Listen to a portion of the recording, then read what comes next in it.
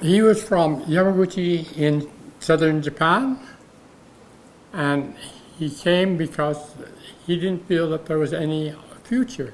Now, he had originally intended to go to the United States, but he got to Hawaii, and he couldn't get across from Hawaii into the mainland of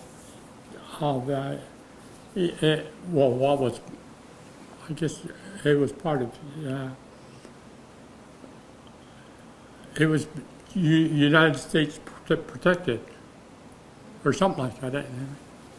And so he came, and he got on a ship, came to Victoria, and he got off, and then crossed over to Vancouver.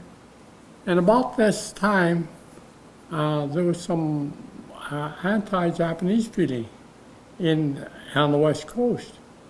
And he says, well, I'll go in that. And he got a job on a railway. Now, the railway had a spur line from the Great Northern Railway, had a spur line into Montana, or into BC, into Fernie. And so he got a job there. And so he worked on the railway.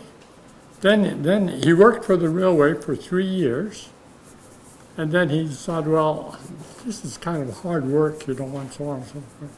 There's no future in it. So he decided to come into Lethbridge, and he got a job at a hotel, and he became the chef cook. And then the next thing he knew, my mother came over, and they started a family, and then it wasn't going to be a place for them to raise a family. And so he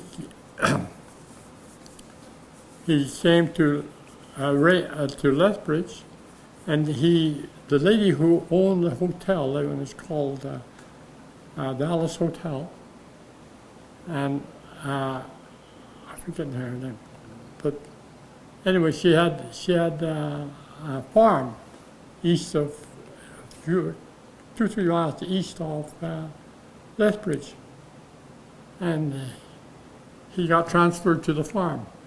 And one day he was visiting some friends from Raymond, and the restaurant on the busiest corner in Raymond was closed. And he says, why is this restaurant closed? And he says, well, the person didn't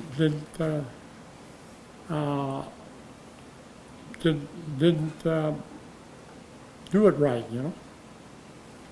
And so he says, who owns the building?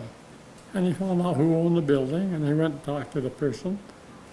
And he ended up renting the building, went back to Lethbridge, quit his job, and back to Raymond, and he opened a restaurant. And he had a restaurant there for about 3 years. And then he waited for them, the opportunity. And this wonderful crop of potatoes that he was growing while he was doing the restaurant set him up. So he paid paid all his debts, and then the next year, or 2 years down the line, he waited. He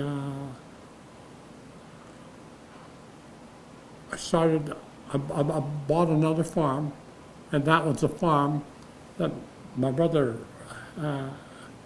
ended up owning. And the rest of us, we went about our way, and so on and so forth.